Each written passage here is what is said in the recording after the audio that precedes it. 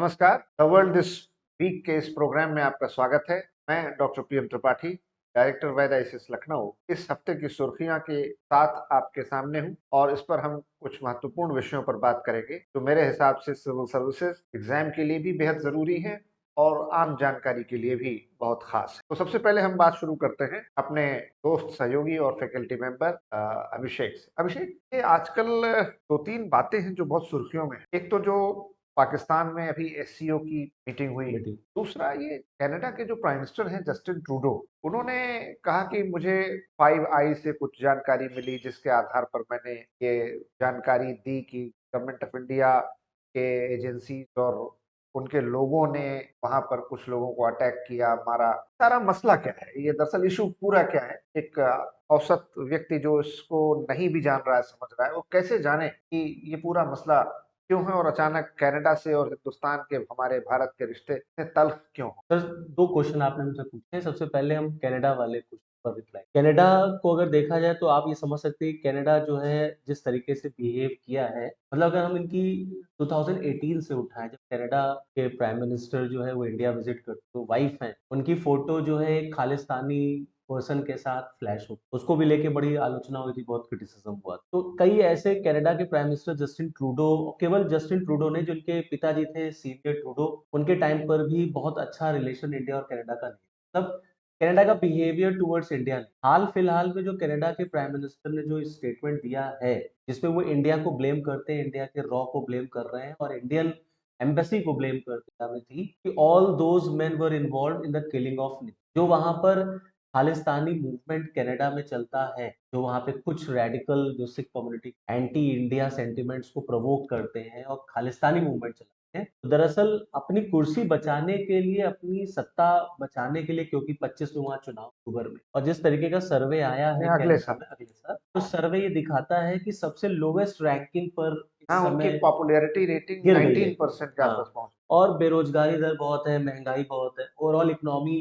तो कनाडा की अर्थव्यवस्था अच्छी अच्छी हालत में नहीं। है नहीं। उसको इकोनॉमी को टैकल करने में कैनेडियन प्राइम मिनिस्टर जो है वो टोटली, तो अभी अपनी सत्ता बचाने के लिए, और जो वहां पर एनडीपी पार्टी है, न्यू डेमोक्रेटिक पार्टी, उसका सपोर्ट हासिल करने के लिए सारा और NDP pro pro Khalistani. Khalistani है, तो अपनी गद्दी तो बचाने के लिए मतलब, उन्होंने इंडिया के खिलाफ बोल। तो ट्रूडो चाहते हैं कि जो खालिस्तानी सपोर्टर्स हैं और कनाडा के वो सिटीजन्स हैं, उनका वोट बैंक कैसे हासिल उनको किया मिले, जाए, तो उनको और सिर्फ वोट खुश बैंक, करने के हाँ, लिए खुश करने के वो एंटी इंडिया लिए स्टैंड ले इंडिया रहे हैं। स्टैंड, और खुश करने, केवल खुश करना ही नहीं है सर, उनसे उनको फाइनेंस भी मिलता है, मॉनेटरी गेन भी होता है उस पूरे तो ग्रुप से। ऐसा तो नहीं हो कि ट्रूडो साहब उनको खुश करने के चक्कर में एंटी इंडिया स्टैंड भी ले लें और उनको नाराज भी कर दें, तो न खुदा ही मिला न विसाले सनम, न इधर के रहे न उधर के रहे। हाँ, क्योंकि इंडिया के साथ आप नाराजगी बोल लेंगे तो बहुत अच्छा कनाडा के भी ऑब्वियस सी इंटरेस्ट में बात है नहीं सर, है। इंडिया और कनाडा के बीच में इकोनॉमिकल रिलेशन, डिफेंस के रिलेशन है। 600 से ज्यादा कैनेडियन कंपनी भारत में काम, नंबर ऑफ लाख स्टूडेंट जो है हमारे कनाडा में पढ़ते हैं वहाँ पर, तो और बहुत रिलेशंस बड़ी तो बिल्कुल संख्या में बहुत बड़ी भारतीय संख्या, वहां बहुत रहते हैं। बड़ी मिनी पंजाब आप देख सकते हैं कनाडा। तो गलत तो उन्होंने खैर किया, मिलेगा उनको कुछ नहीं, जैसे पाकिस्तान को आज तक कुछ नहीं मिला, वैसे उनको भी कुछ नहीं। और ये कहा भी जा रहा है कि कनाडा भी पाकिस्तान के रास्ते पे है, इंडिया बैशिंग करके वो अपनी पॉलिटिकल माइलेज को बढ़ाना जबकि कनाडा आमतौर पर बड़ा शांत, चाहता है। खुशहाल, हाँ। तरक्की पसंद और उसकी इकोनॉमी भी ठीक ठाक रही हम्म। है।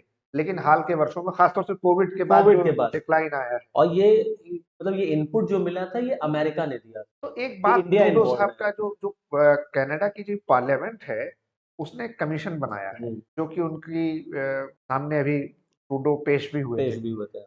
तो उन्होंने कहा कि साहब, हमको तो ये जानकारी 5 आई से मिली। 5 आई क्या है?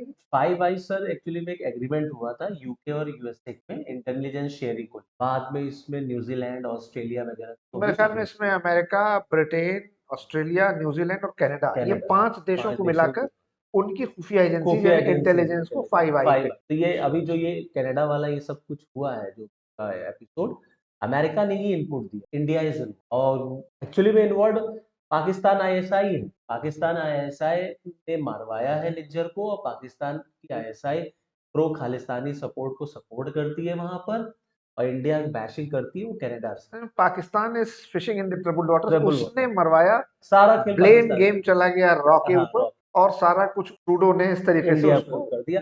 आपने देखा होगा जब किसान आंदोलन पे हुआ था, तो भी कनाडा ने बड़ा रेडिकल हाँ, स्टैंड, एक्सट्रीम स्टैंड लेंगे।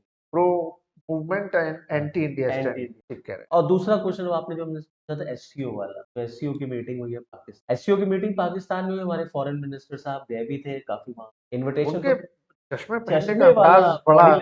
उस बॉडी लैंग्वेज को पूरा मीडिया ने कैच किया कि उन्होंने किस तरीके से अपना ब्लैक चश्मा निकाला और पहना। लेकिन मतलब आप ये देखिए सर, एससीओ में नंबर ऑफ कंट्रीज हैं, लेकिन पूरा मीडिया जो है एससीओ का अटेंशन इनके ऊपर ही। अटेंशन सिर्फ दो ही लोगों को दे रहा था, इंडिया पाक, कि क्या होने वाला है अब इन दो देशों के, क्योंकि हमारे रिलेशन पिछले 75 सालों से कभी अच्छे रहे, और इधर तो खैर बहुत ही अब रिलेशन चल रहे हैं। तो इनविटेशन आया था मोदी जी को, लेकिन मोदी जी ने, तो हमारे फॉरेन मिनिस्टर साहब गए थे, और लेकिन ये कह दिया था कि कोई बायलैटरल टॉक नहीं, हम ये दिखाना चाहते हैं एससीओ हमारे लिए बहुत महत्व, तो एससीओ की इंपॉर्टेंस की वजह से हमारे फॉरेन मिनिस्टर साहब गए थे, गए एक दिन गए, दूसरे दिन वापस, कोई वो था कि बायलैटरल नौ टॉक। दस साल बाद 20 सेकंड की हाँ, मुलाकात हुई बस 20 सेकंड बोला, और 9 साल के बाद कोई फॉरेन मिनिस्टर का दौरा हुआ है, खाली जाना है, खाना खाए, वापस चले। तो एससीओ क्या है और क्यों इतना महत्व? एक लाइन में कहें तो सर, एससीओ एक्चुअली में एक लिंक है जो यूरेशिया और जो साउथ ईस्ट कंट्रीज है उनको जोड़ता है। तो ये बना था, ये शंघाई कोऑपरेशन ऑर्गेनाइजेशन में चाइना और रशिया ने मिलकर के इसको एक तरीके से फॉर्म किया था, बाद में धीरे एक्सपेंशन हुआ,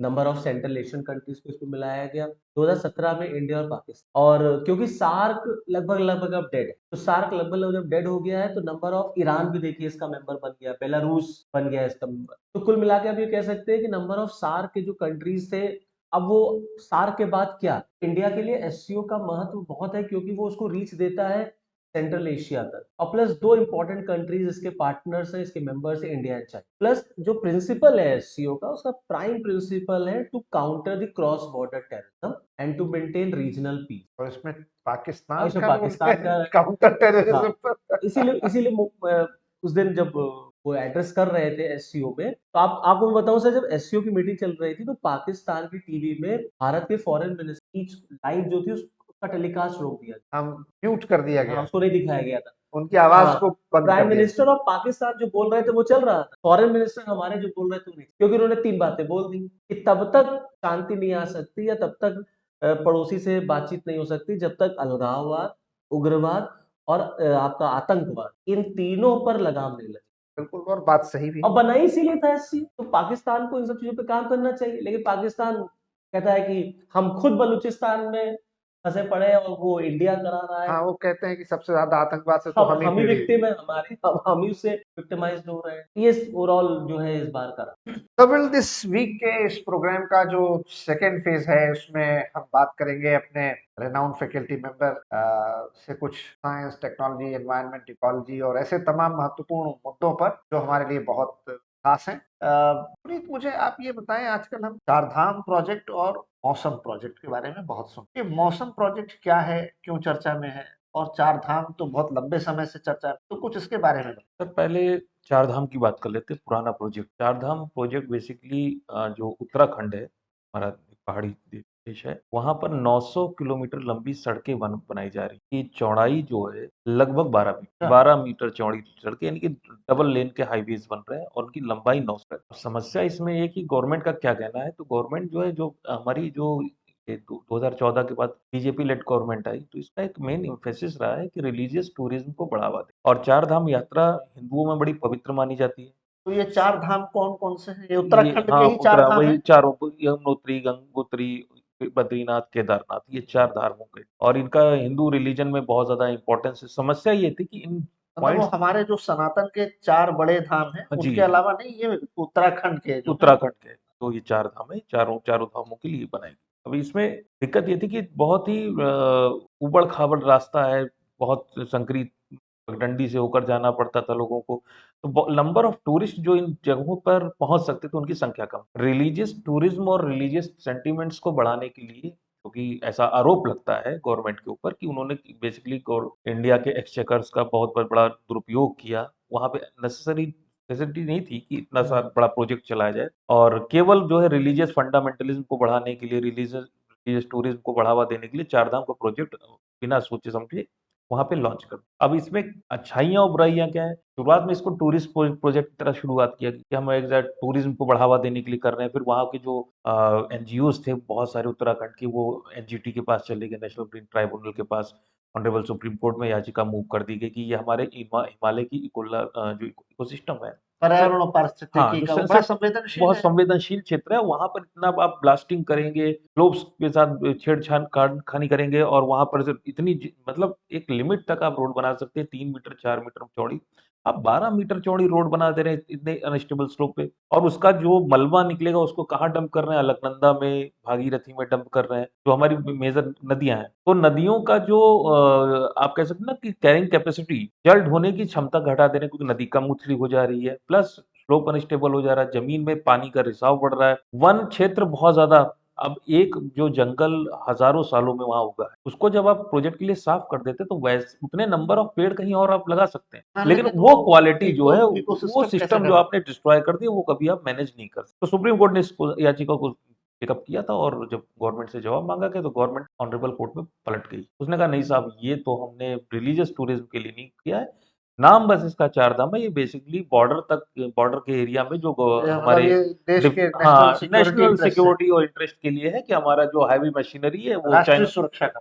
ये गवर्नमेंट ने अपना स्टैंड बदला था कि हमारे हैवी मशीनरी हम वहां तक नहीं पहुंचा सकते हैं और रोडें पतली हैं साहब, तो तिब्बत तक और नेपाल के सेक्टर तक हम कैसे लेके जाएंगे, चाइना चला जा रहा है, गलवान का क्लच चल रहा है। कोर्ट ने इस चीज को एडमिशन उनका स्वीकार कर लिया और इस प्रोजेक्ट को ग्रीन हरी झंडी दी। समस्या ये है कि जब से ये प्रोजेक्ट बनना शुरू हुआ तब से हम लोग बहुत सारी सेक्शंस देख रहे हैं, सिलक्यारा टनल कोलैप्स हुआ, उसके अलावा जोशीमठ में पूरा का पूरा कस्बा ही नीचे जमीन में धंस गया, लैंड सब्सिडेंस हो गया। फिर ऑन एन एवरेज जो है 300-400 लोगों की मौत हो चुकी है, जो कि स्लोप अनस्टेबल होने से अचानक से पत्थर आ जाता है, लैंडस्लाइड की संख्या बढ़ गई है, सारी की सारी इकोनॉमी जो है, जो इकोलॉजी है वहाँ की, वो एकदम से एकदम हिला दिया है। तो इसका यही सारा विरोध हो रहा है कि चार धाम। अब उसका पॉजिटिव इम्पैक्ट अगर देखें तो थोड़ा सा टूरिज्म बढ़ा है इनका, तो स्टेट का ग्रॉस स्टेट डोमेस्टिक प्रोडक्ट है वो तो बढ़ गया है, 4.5% के आसपास ग्रोथ हुई है 15-20 महीनों में। अनएम्प्लॉयमेंट का रेशियो थोड़ा सा कम हुआ है, तो ये पॉजिटिव इम्पैक्ट आप कह सकते हैं। लेकिन नेगेटिव इम्पैक्ट जो है वो लॉन्ग लास्टिंग है। ये बनाया प्रोजेक्ट हमने है, अब इसका डिफेंस में क्या असर होगा वो तो आने वाला समय ही बताए, लेकिन जो इकोलॉजी और इन्वायरमेंट और सेंसिटिव हिमालयन इकोलॉजी इन्वायरमेंट, उस पर जो असर आएगा वो हम नहीं, हमारी आने वाली जनरेशन पर खामियाजा बिल्कुल। तो ये कैसा प्रोजेक्ट है कैसा नहीं है, इस पर कभी आने वाली नई सरकार जब कभी आएगी किसी दूसरी पार्टी की, वो व्हाइट पेपर जब लेकर आएगी अगर संसद में, तब हम देखा जाएगा कि हाँ ये वाकई में जरूरी था कि गैर जरूरी था, कि जो एनजीओज की बात थी सही थी गलत थी। फिलहाल तो प्रोजेक्ट चल रहा है और जो भी अच्छाइयाँ हैं बुराइयाँ वो भविष्य में सामने उसके आएंगी। प्रभाव परिणाम आएंगे। तो दूसरी बात, ये प्रोजेक्ट मौसम क्या है? सर एक प्रोजेक्ट है मिशन मौसम, ये जो आपका प्रोजेक्ट है ये भी जैसे कि ये मिशन जो है प्रोग्राम है ये 30 सितंबर 2024 में लॉन्च किया गया। लगभग 2000 करोड़ रुपए का भारी भरकम राशि इस तरह के प्रोजेक्ट के लिए मैं तो चौंक गया था जब गवर्नमेंट ने प्रोग्राम लॉन्च किया कि 2000 करोड़ रुपए गवर्नमेंट ने रिलीज कर दिया है। दिए। ये बड़ा इंटरेस्टिंग था। जो वर्तमान गवर्नमेंट है वो अजीब सा काम करती, कभी कभी रिलीजियस चीजों में दिखाई पड़ता है कि लगता है कि एकदम ये रूढ़िवादी सोच वाली गवर्नमेंट है, और जब टेक्नोलॉजी और डिफेंस और डिजिटल टेक्नोलॉजी में काम आता है तो ये लोगों का दिखाई पड़ता है कि वहां पर भी ये बड़े बड़े चढ़ हाँ, के, मतलब इनका मतलब माइंडसेट बड़ा। माइंडसेट इनका समझ में आना बड़ा मुश्किल है कि ये पुरानी पुरातन सोच वाली सरकार है कि एकदम नई पीढ़ी की सरकार है। तो आदमी हमेशा जज करता ही रहता है। 2000 करोड़ रुपए इस प्रोजेक्ट के लिए दिए। अब देखिए भारत, हर देश की अपनी कुछ समस्याएं हों, कुछ समस्या और सर्वाधिक समस्याएं जिस जो देश जूझता है वो जैसे कि युद्ध है, आतंकवाद है, इस तरह की समस्या, मानव जनित समस्या, कुछ समस्याएं इस देश में होती हैं वो मूलभूत रूप से देश की भौगोलिक आकृति और पर्यावरण की वजह से, जिन्हें हम कहते हैं प्राकृतिक समस्या। अब हमारा जो देश है इसमें दुनिया का हर प्रकार का मौसम, आप विश्व में कहीं भी चले जाइए, हर प्रकार का मौसम हमारे यहाँ मिलता है। अगर हर प्रकार का मौसम है तो मौसम लिमिट से बाहर भी जाता है, तो इसको ये शब्द है एक्सट्रीम क्लाइमेटिक वेदर इवेंट्स। हाँ, मतलब जाड़ा, गर्मी, मौसम जो है बरसात, ज्यादा है, जाड़ा है तो इतना बहुत ठंड पड़ी कि एक्सट्रीम कोल्ड, हाँ कि एक्सट्रीम हीट। कोल्ड वेव चल गई, गर्मी आती तो ऐसा है कि फिर लू चलना शुरू हो जाती है, हीट वेव्स चलती हैं, बरसात आ रही तो फ्लड आ जा रहा है, साइक्लोन्स आ जा रहे हैं, कोस्टल एरियाज में तो साइक्लोन है। तो भारत का मैक्सिमम हिस्सा, अगर हम नॉर्थ से साउथ की तरफ चलें या वेस्ट से ईस्ट की तरफ चलें, तो हर स्टेट का एक अपना, जैसे एक स्टेट का अपना राजकीय चिन्ह होता है, वैसे हर स्टेट की अपनी बेसिकली कैरेक्टरिस्टिक प्राकृतिक आपदा है। और इन सारी आपदाओं में सबसे बड़ी प्राकृतिक आपदा जिससे हमारा देश जूझता है वो है बाढ़। 2/3 के आसपास जो लोग हैं, 1/3 ऑफ पॉपुलेशन जो है बाढ़ से पीड़ित रहते हैं, बहुत बड़ी लोग है, और इसकी वजह से हर साल डिस्प्लेसमेंट होता है। लोग जो है एक जगह से माइग्रेट करते हैं, बाढ़ की वजह से डिस्प्लेस हो जाते हैं, चाहे वो शॉर्ट टर्म के लिए हो चाहे लॉन्ग टर्म के लिए। और एग्रीकल्चर का नुकसान है, इंफ्रास्ट्रक्चर का नुकसान है, बहुत बड़े स्तर पे इससे नुकसान होता है। और समस्या ये है कि इस बार दिल्ली में भी हमने देखा कि दिल्ली में अर्बन फ्लडिंग हुई। कल यूपीएससी में सवाल भी आया था अर्बन फ्लडिंग पे। मुंबई में भी अर्बन फ्लडिंग का फिनोमिना दिखाई पड़ रहा है। बिल्कुल। चोक हो रहा है सारा का सारे एरियाज। बाढ़ जो है बारिश जो है ज़रूरत से ज़्यादा हो जाती है, ज़रूरत से ज़्यादा हो जाती है और लोगों को ये तो पता होता है कि आज बारिश होने की संभावना है, लेकिन कितनी ज़्यादा बारिश होने की संभावना है या वो एग्ज़ैक्टली कब होगी, इसके बारे यानी शॉर्ट टर्म जो हमारी प्लानिंग है, इस अल्पावधि की जो मौसम संबंधी सूचनाएँ, लॉन्ग टर्म वेदर फोरकास्ट में इंडिया बहुत अच्छा है। 5 दिन की आपको भविष्यवाणी करनी, भारत बता देगा कि साइक्लोन आने वाला है कि नहीं। लेकिन अगले 5 घंटे में बारिश होने वाली है कि नहीं या बिजली गिरने वाली है कि नहीं, इसकी फोरकास्टिंग करना थोड़ा-सा अभी भी मुश्किल। ट्रिकी है। रीज़न है कि we lack not complete bit of instrument installation infrastructure etcetera. तो शॉर्ट टर्म वेदर फोरकास्टिंग के लिए एक स्पेशल तरह का रडार लगता है जिसको कहते हैं डॉपलर वेदर रडार। भारत में केवल 39 है। केवल नहीं, इस ज़माने में तो अभी 10-20 साल अगर हम पीछे हैं तो ये भी नहीं। तो डॉपलर वेदर रडार जब केदारनाथ में ट्रेजेडी हुई थी, केदारनाथ में डिज़ास्टर हुआ था 2013 हाँ, 2013 उसके बाद केदारनाथ जो उत्तराखंड में काफ़ी सारे डॉपलर वेदर रडार लगाए गए। ये क्लाउड बर्स्ट जैसी घटनाओं को रिकॉर्ड कर सकते हैं, यानी पहले ही सूचना दे सकते हैं और 2-4 घंटे पहले भी अगर आपको सूचना मिल गई है क्लाउड बर्स्ट होने वाला, आप ऊँचे एरिया में चले जाइए तो आप बच जाएँगे। तो उत्तराखंड में लगाए गए, कुछ ईस्टर्न सेक्टर में लगाए गए, ईस्ट कोस्ट जो जहाँ पे साइक्लोन ज़्यादा आते हैं हमारे, कुछ वेस्ट जो कोस्ट में वेस्ट कोस्ट में भी ठीक-ठाक मात्रा में साइक्लोन आते हैं गुजरात वाला। तो इस तरह से पूरे देश में 39 डॉपलर वेदर रडार्स को लगाया गया। लेकिन समस्या है कि बड़े शहर हैं हमारे अहमदाबाद है, जयपुर है, जहाँ पर बेंगलुरु है। इन ऐसे जो शहर हैं जहाँ पे पॉपुलेशन बहुत ज़्यादा और बड़े ही ये सेंसिटिव सेंटर्स हैं, ये डॉपलर वेदर रडार की कवरेज में नहीं आते। तो ऐसे जगह हैं जहाँ पे जो हमारे लिए बहुत ज़्यादा सेंसिटिव इंफ्रास्ट्रक्चर है, शहर है या पूरे देश को कहीं न कहीं इस तरह के रडार की कवरेज में लाना। दूसरी चीज़ जो और भी तरह के जो इंस्ट्रूमेंट्स होते हैं, जैसे रेन गॉज है, बहुत सारे इंस्ट्रूमेंट्स होते हैं जिनके द्वारा मौसम का प्रेडिक्शन आसानी से कर सकते हैं, ये ज़्यादा एक्यूरेसी से कर सकते हैं। फिर आपके इंडिया का जो मानसून है इसका जो मैथमेटिकल डाटा है, मॉडलिंग है और इसके लिए सॉफ्टवेयर और कंप्यूटर्स की जो ज़रूरत पड़ती है, सुपर कंप्यूटर्स की ज़रूरत पड़ती है, बहुत मुश्किल है। ये वाक़ई में पूरे विश्व के वैज्ञानिक कहते हैं, मौसम वैज्ञानिक कि इंडिया के मानसून का प्रेडिक्शन और उसकी डाटा और मॉडलिंग मॉडलिंग करना, मैथमेटिकल मॉडलिंग करना ये दुनिया में सबसे कम कठिन काम है। तो ये सारी चीज़ें करने के लिए पैसा चाहिए, इंफ्रास्ट्रक्चर चाहिए, कंप्यूटर चाहिए, आपको डॉपलर वेदर रडार चाहिए। तो वो मिशन मौसम के ज़रिए ये सारी चीज़ें अवेलेबल कराई जाएँगी आने तो वाले बड़ा समय में। महत्वाकांक्षी बहुत और बहुत बड़ा है।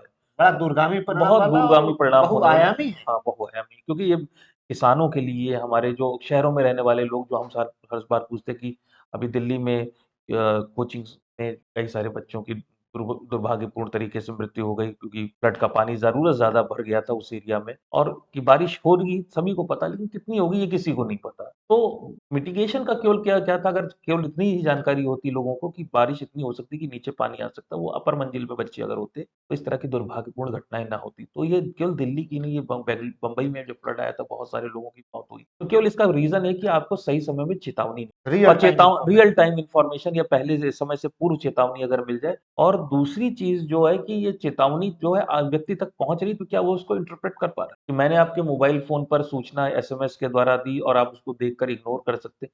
इसका जो मिशन मौसम का जो तीसरा एक बड़ा फोकस है कि लोगों के बीच में जागरूकता फैलाना कि how to read these warnings को हाँ, एजुकेट मतलब करना, अर्ली वार्निंग देना ही काफ़ी नहीं है, तो लोग उसको जानकारी तक पहुँचाना और उसके पहुंचाना। बाद उसकी जो रिएक्शन और रिस्पॉन्ड है हाँ, रिस्पॉन्सेज़ हैं उसको भी उसको भी तो इसको एसएमएस के द्वारा मोबाइल फ़ोन में वॉइस मैसेजेस हैं या आजकल ऐप आ गई हैं मल्टीपल इंस्टाग्राम के जैसे है वैसे हमारे आईएफडी की मैप्स हैं ऐप्स हैं तो जिनकी उन ऐप्स के द्वारा जो है आपको रियल टाइम में आपको सूचना दी जाती कि इस तरह की समस्या से ग्रस्त हो सकती तो ये इसका परिणाम बहुत लंबा होने वाला है दूरगामी होगा लेकिन परिणाम आने में अभी तो सितंबर में ही पिछले महीने में रिलीज हुआ है धीरे धीरे जब परचेज होंगी इंस्टॉलेशन होगी इंफ्रास्ट्रक्चर डेवलपमेंट करना इसका मेन ऑब्जेक्टिव है चाहे वो ठीक है। डिजिटल इंफ्रास्ट्रक्चर हो और चाहे वो फिजिकल इंफ्रास्ट्रक्चर हो इसमें समय तो ज़रूर लगेगा लेकिन इसके बाद हम फोरकास्टिंग करने में ज़्यादा सक्षम हो पाएंगे कई सारी जानें बचा सकेंगे और सही समय पे सही चीज़ें कर कर हम एग्रीकल्चरल जो जो हमारी संपत्ति का लॉस है ये भी काफ़ी कम बिल्कुल ठीक। तो इस तरह से आपने देखा कि